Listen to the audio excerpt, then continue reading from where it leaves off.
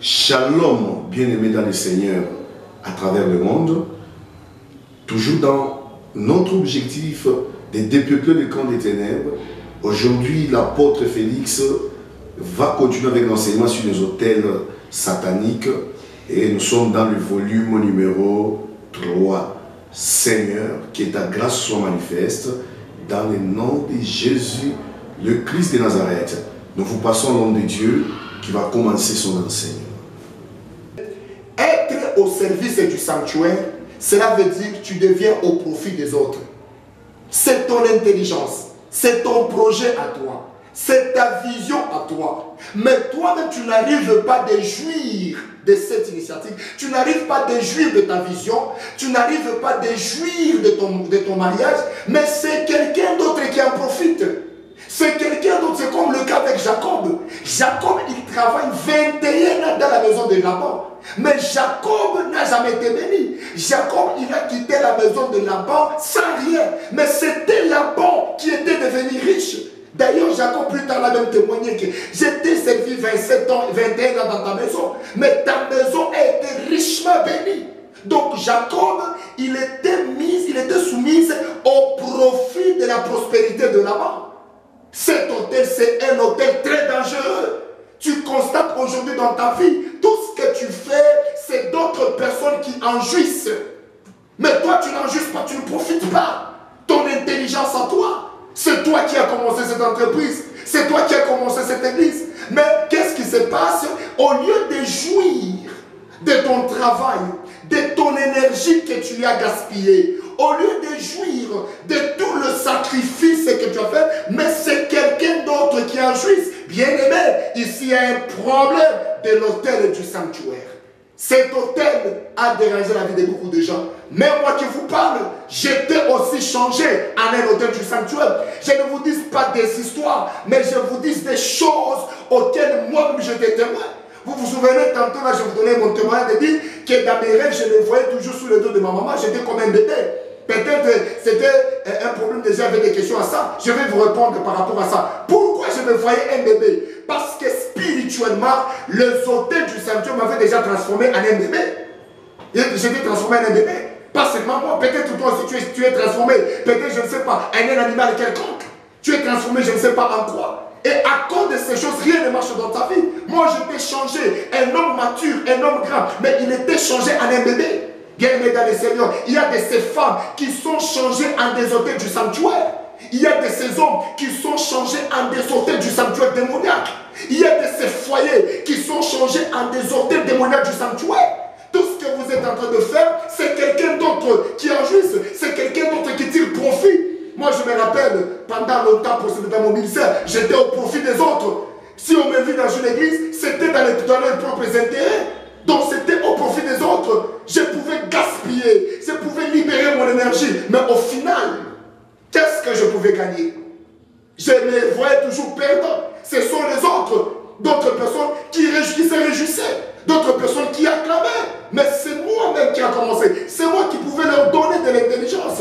Bien-aimé dans le Seigneur, cet hôtel, c'est un hôtel mauvais et méchant, dangereux, capable de détruire et qui a même détruit la vie de beaucoup de gens.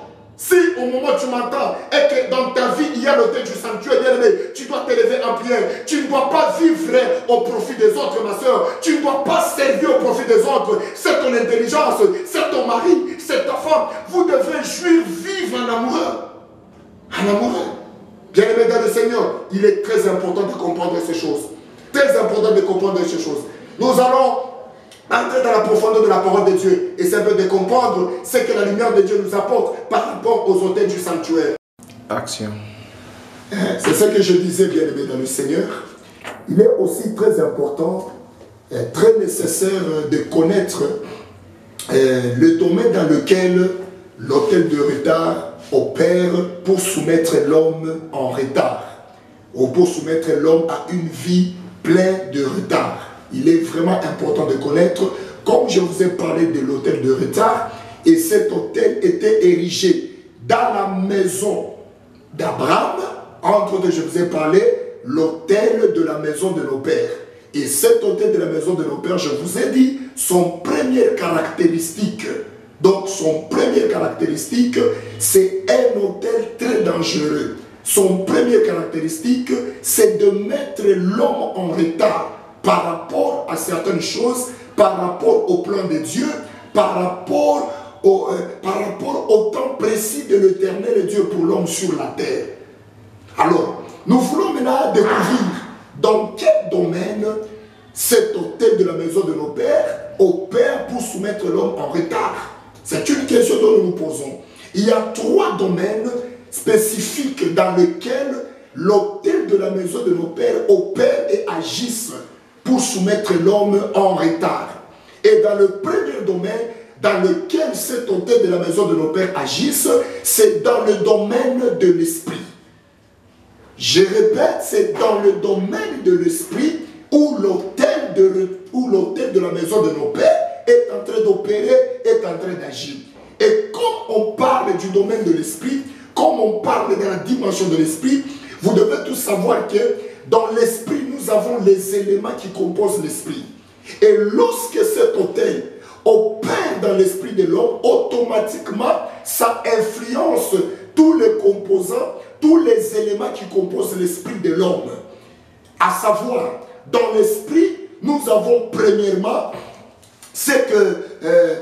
dans l'esprit, nous avons premièrement la pensée. Donc, dans l'esprit, nous avons la pensée.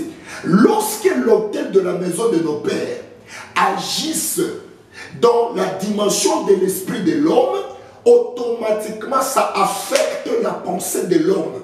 Cela veut dire la pensée de l'homme deviendra une pensée retardative, une pensée qui est en retard par rapport au projet, par rapport au temps, par rapport aux normes qui sont établies d'après la pensée de l'Éternel Dieu. Vous allez voir quelqu'un comme un exemple. Vous allez voir quelqu'un lorsque l'autel opère dans la dimension de l'esprit et dans la pensée. Même sa façon de voir les choses, même sa manière de faire les choses, vous constaterez que cet homme ici, cette femme, elle a un problème sérieux. C'est très important, bien aimé. Donc, vous serez d'accord avec moi. La Bible dit dans le livre de Proverbes, chapitre 23, le verset 7, « Car il est comme le pensée de son âme. » Donc, l'homme ne peut devenir que ce qu'il a dans sa pensée.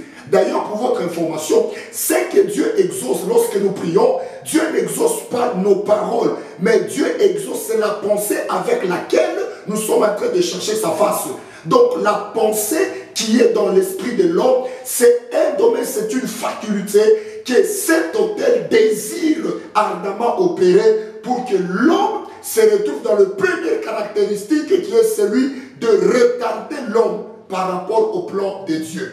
Même pendant que je te parle, essaie un peu d'évaluer comment donc ta pensée fonctionne.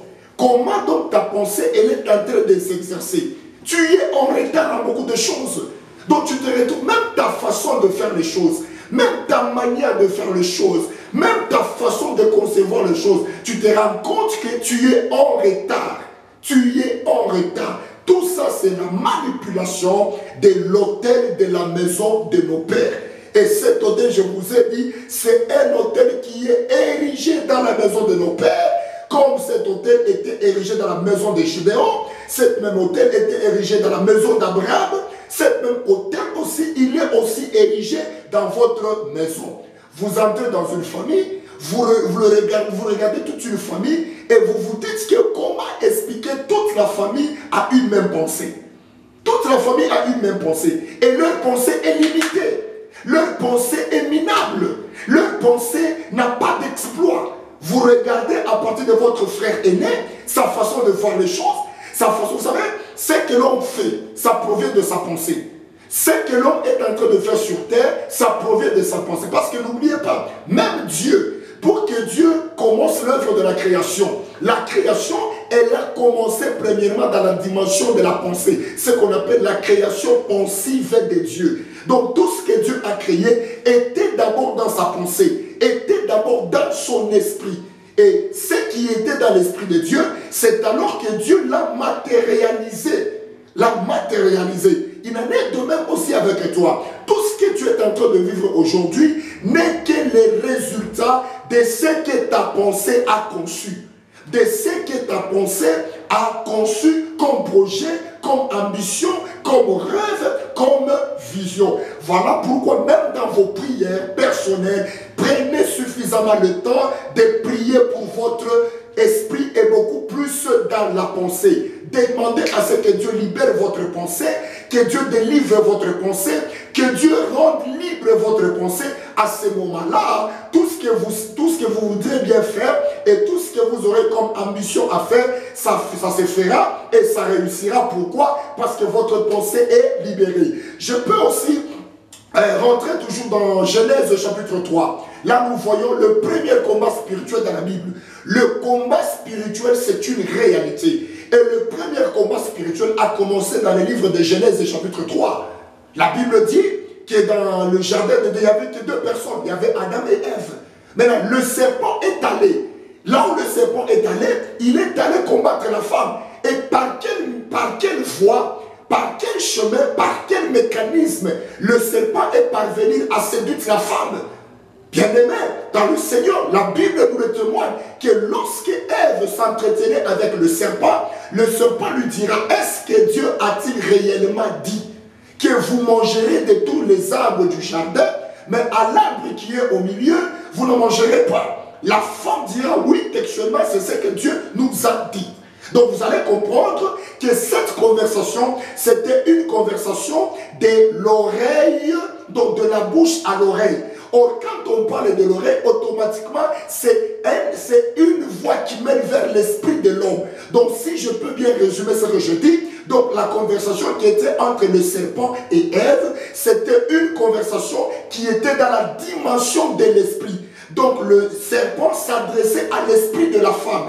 Une fois l'esprit de la femme était à terre, une fois l'esprit de la femme était affecté, même sa pensée, la Bible dit, après avoir entendu ce que le serpent lui dira, ses yeux s'ouvrirent. Vous comprenez? Ses yeux s'ouvrirent. Donc, il est aussi important dans vos prières, demandez à ce que votre pensée soit totalement libérée. Demandez à ce que votre pensée soit totalement délivrée. Et toujours dans le domaine de l'esprit, il n'y a pas que la pensée. Mais dans le domaine de l'esprit, nous avons aussi un élément capital et dans lequel l'autel de la maison de nos pères pourra aussi agir et soumettre l'homme dans son premier caractéristique, celui de retarder l'homme.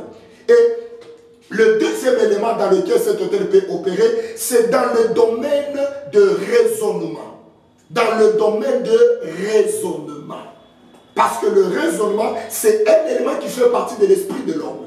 Il n'y a pas que la pensée. Regarde, lorsque ta pensée est affectée, elle est affectée par un esprit de timidité. Ta pensée, elle est affectée par la bassesse, par une vie minable, une vie qui ne correspond pas par rapport au projet, par rapport au plan de Dieu sur l'homme sur la terre. Et lorsque la pensée est affectée, même le raisonnement de l'homme devient aussi affecté. Regarde comment tu raisonnes. Regarde comment tu raisonnes. Ta façon, ta manière de raisonner, ta manière de faire les choses, bien aimé, ça sous-entend, ça explique ça, ça confirme qu'il y a un problème déjà avec l'autel de la maison de nos pères. Alors il est aussi important de demander la délivrance dans ton raisonnement. Que ton raisonnement, voyez cet homme d'Abraham. Abraham, il était là-bas dans la maison de son père. Il était là-bas. Abraham pensait, mais il pensait en quoi? Quel était le domaine ou quels étaient les enjeux de sa pensée? Il voyait quoi? Il se disait quoi? Il raisonnait quoi? À l'âge qu'il avait 75 ans, dans la maison de son père, il pensait en quoi? Il voyait quoi? Il raisonnait quoi? Donc vous allez comprendre, bien aimé. Regardez même dans Juge 6, le verset que nous avons partagé avec vous. Quand Dieu dit à Gédéon que tu es un vaillant héros. Gédéon aussi avait un problème sérieux. L'autel de la maison de son père, cet autel agissait aussi dans l'esprit de Gédéon. Il dit: ah mon Seigneur, si ce que tu dis est vrai, pourquoi ma famille est la plus pauvre? Vous voyez, même le raisonnement de Gédéon donc le raisonnement de Gédéon témoignait que dans la maison ou dans la famille de Gédéon, il y avait un problème sérieux. Regarde dans votre famille, qui est celle ou qui est celui, tu me diras qu'il a fait grandes choses et qu'il s'est épanoui, qui s'est développé, qui peut-être dans votre famille, il n'y en a que 2 ou 3 et 4, mais le reste, c'est horrible, le reste, c'est regrettable. Mais la volonté du Seigneur en est que ta pensée soit libérée, que ton raisonnement soit libéré des autels de la maison de nos pères, et que tu vives la liberté de Dieu, et que tu vives l'amour de Dieu. Voilà pourquoi même le Saint-Esprit de Dieu est là pour jouer un très grand rôle dans l'esprit de l'homme, afin de libérer la pensée de l'homme, afin de libérer le raisonnement de l'homme. Donc, pas seulement le raisonnement, mais cet autel aussi agit aussi dans l'intellect. Parce que dans l'esprit, nous avons aussi l'intellect. L'intellect, le ciel de l'intelligence. Regarde comment est-ce que ton intelligence est affectée. Tu es intelligent, mais tu n'arrives pas à réaliser de grandes choses. Quand tu parles de tes projets à quelqu'un, on sent que cet homme, c'est un vaillant, cet homme c'est un homme fort. Mais tu n'arrives pas à rendre possible ce que tu as dans ta pensée, ce que tu as dans ton esprit. Pourquoi? Parce que ton intelligence a déjà un problème. Ton intelligence est déjà affectée. Oh bien aimé, je vais vous dire la vérité. La plus grande richesse que Dieu a donnée à l'homme, c'est le cerveau. Tu dois savoir que ton cerveau, c'est la plus grande richesse que Dieu t'a donnée. Parce qu'avec le cerveau, tu peux réaliser de grandes choses. Avec le cerveau que tu as, tu peux devenir quelqu'un. Même les milliardaires que vous voyez, même les grands hommes, les hommes d'affaires que vous voyez dans la société, ces personnes qui immergent, ces personnes qui s'épanouissent, si vous leur côtoyez et que vous leur interrogez de savoir d'où est venue leur fortune, ils vous diront ou elles vous diront, c'est la manière dont nous avons exercé, développé notre cerveau. Donc ta richesse, c'est le cerveau. Avec le cerveau, tu peux décider aujourd'hui et devenir quelqu'un de grand. Avec ton cerveau, tu peux décider aujourd'hui et faire de grandes choses et personne ne pourra t'arrêter. Alors je prie Dieu qui libère sa puissance dans ton cerveau, afin que ton cerveau soit libéré, afin que ton cerveau s'adapte facilement aux normes que l'Esprit de Dieu voudra à ce que ta vie puisse encore s'épanouir. Que Dieu vous bénisse abondamment. Donc, l'autel de la maison de nos pères, son caractéristique est celui de retarder les gens. Ça travaille aussi dans l'intelligence de l'homme. Dans l'intelligence.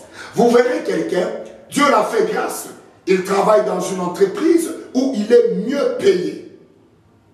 Mieux payé. Mais lorsque la personne touche l'argent,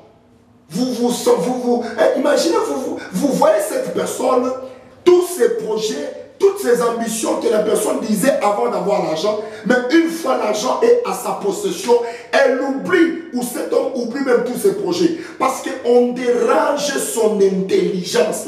Et lorsque l'intelligence de l'homme est dérangée, automatiquement l'homme se retrouve en retard de certaines choses. Et tu te rendras compte que les jours que ton intelligence sera délivrée, tu seras dans les 70 ans, dans les 80 ans, à ce moment-là, tu vas le regretter. Et tu dis que, mais d'où vient ça? Donc tu comprendras que tu seras déjà en retard et ça sera trop tard pour toi. Je vous ai dit, bien aimé dans le Seigneur, il y a certaines choses, si tu ne le fais pas aujourd'hui, sache que tu ne le feras jamais.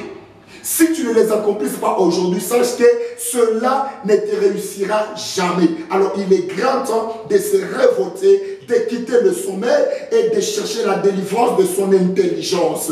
Ton intelligence est une grande richesse. Même dans les choses de Dieu, cher homme de Dieu, ton intelligence a de l'importance.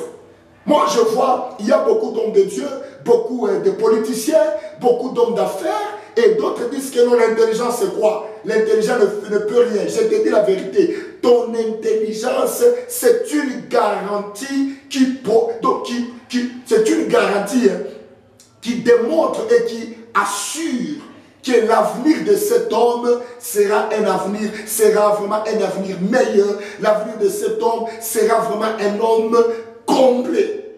Alors demande la délivrance de ton intelligence. Ton intelligence. Même pour diriger ton foyer, tu as besoin de ton intelligence. Même pour que ton foyer persiste, pour que ton foyer devienne un couple meilleur, devienne un couple excellent, tu y as besoin de l'intelligence. Bien-aimé dans le Seigneur, pour votre information, Dieu ne fera pas tout pour toi. retenez ceci. Dieu ne fera pas tout pour toi, mais Dieu fera tout avec toi. Très important. Voilà pourquoi dans Ézéchiel chapitre 37, quand Dieu amena Ézéchiel dans la vallée remplie d'ossements, alors quand Dieu pose la question à Ézéchiel, fils de l'homme, ces os pourront-ils revivre? Donc Dieu s'adressait à l'intelligence de cet homme d'Ézéchiel. Dieu voulait savoir comprendre si réellement l'intelligence de cet homme fonctionnait normalement. Tu peux être un être humain, mais tu es déjà foutu dans le domaine de ton intelligence. On te voit, tu as des projets, mais tu es déjà foutu dans ton intelligence. Alors, quand Ézéchiel dira à Dieu, éternel Dieu, toi-même tu le sais, Dieu a compris que l'intelligence de cet homme n'était pas dans un mode de veille, mais son intelligence était active. Je prie Dieu que ton intelligence soit active au nom de Jésus-Christ de Nazareth. Par ton intelligence, que tu réalises certaines choses, même dans la prière. Écoutez, parfois nous interprétons, nous définissons la foi dans deux dimensions. D'après Hébreux chapitre 11, la Bible dit, la foi est une ferme assurance. Ok? Et à la deuxième définition, est aussi une démonstration des choses qu'on ne voit pas. Or, on ne peut pas démontrer quelque chose si tu n'as pas l'intelligence. Pour démontrer quelque chose, il faut que tu sois doté de l'intelligence. Donc, tu peux avoir la foi. Mais la foi que tu as n'arrive pas à te nourrir. N'arrive pas à faire de toi un grand homme, n'arrive pas à faire de toi une grande femme. Pourquoi? Parce que ta foi, elle est faible, ta foi n'est pas en conformité avec l'intelligence. Parce que la démonstration, démontrer la foi, c'est avoir l'intelligence. Tu ne peux pas démontrer la foi si tu n'as pas l'intelligence. Voilà pourquoi dans Marc chapitre 5, la femme qui perdait le sang pendant 12 ans, lorsqu'elle a entendu que c'était Jésus qui passait, cette femme, elle a exercé son intelligence. La Bible dit, car elle se disait en elle-même, si je puis seulement toucher les pans de la robe de Jésus, je serai guéri. Bien-aimé dans le Seigneur, il y a certaines choses, tu prieras et Dieu te les donne. Mais il y a d'autres choses, rien que ton intelligence te les donnera. Très important. Ton intelligence te donnera certaines choses. Voilà pourquoi la Bible dit, dans le livre de Proverbes, que celui qui réfléchit sur la chose trouve le bonheur. Vous comprenez? Or, on ne peut que réfléchir lorsqu'on est intelligent. Parce que tu ne peux pas réfléchir si tu n'as pas de l'intelligence en toi. Donc il y a certaines choses qui t'arrivent aujourd'hui, il y a certaines choses qui ne marchent pas dans ta vie. Pourquoi? Parce que ton intelligence ne fonctionne pas. Même l'église, écoutez bien aimé, Dieu a tout fait. Dans l'œuvre de la création, Dieu a tout créé. Dieu a fini l'œuvre de la création. Maintenant tout ce que Dieu veut, imaginez, toujours dans le livre de Genèse, dans l'œuvre de la création, Dieu a tout créé. Il a créé les animaux, il a créé les arbres, il a créé les luminaires, il a créé plutôt l'homme. Mais arrivé à une dimension de la création, Dieu n'avait pas fini une portion de la création. Vous serez d'accord avec moi. Et quelle est la portion de la création que Dieu n'avait pas fini? C'était cette portion de créer les noms des animaux. Or, les noms des animaux, ce n'est pas Dieu qui l'a créé, mais les noms des animaux, c'est l'homme qui a créé. Donc, Dieu voulait aussi faire participer l'homme, cette fois-là, avec son intelligence.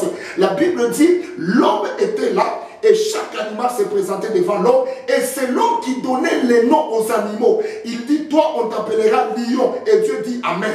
Toi on t'appellera chien, Dieu dit amen. Toi on t'appellera lapin, Dieu dit amen. Donc c'était dans la dimension de l'intelligence. Si ton intelligence est foutue, si ton intelligence est possédée par les autels de la maison de ton père, bien aimé, tu peux avoir beaucoup de promesses, mais tu risques de mourir et on t'enterre et tu laisses tes promesses comme ça. Or, la volonté de Dieu est que si Dieu t'a promis quelque chose, il faudra que tu puisses palper ce que Dieu t'a promis. C'est très important, bien aimé dans le Seigneur.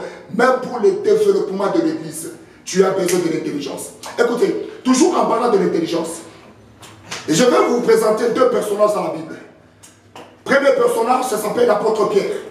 Et notre deuxième personnage s'appelle l'apôtre Paul. Tous deux, tous les disciples de Jésus, donc tous deux, Pierre et Paul, ils avaient la même onction. Ils avaient cette même appel de Jésus. Le même Saint-Esprit de Dieu qui était en Pierre, c'était le même Saint-Esprit de Dieu qui était en Paul. Maintenant, la différence était où? La différence était située dans la dimension de l'intellect. Dans la dimension de l'intellect. Pierre qui avait l'onction, mais son onction était limitée. My God. Quoique Pierre, c'était l'homme, la personne sur qui Jésus-Christ avait promis que tu es Pierre et que sur cette pierre je bâtirai mon église. Souvenez-vous dans Matthieu chapitre 16, bien sûr, à partir du verset 13, quand Jésus était quelque part avec ses disciples, il dit, qu'est-ce que les gens disent de moi, mon fils de l'homme? Et aucun de ses disciples ne pouvait donner une réponse qui allait satisfaire l'attente de Jésus ou la question de Jésus. Ah, d'autres disent non, tu es Jean-Baptiste, tu es Élie, tu es l'un des prophètes, jusqu'à ce que le ciel s'ouvrir.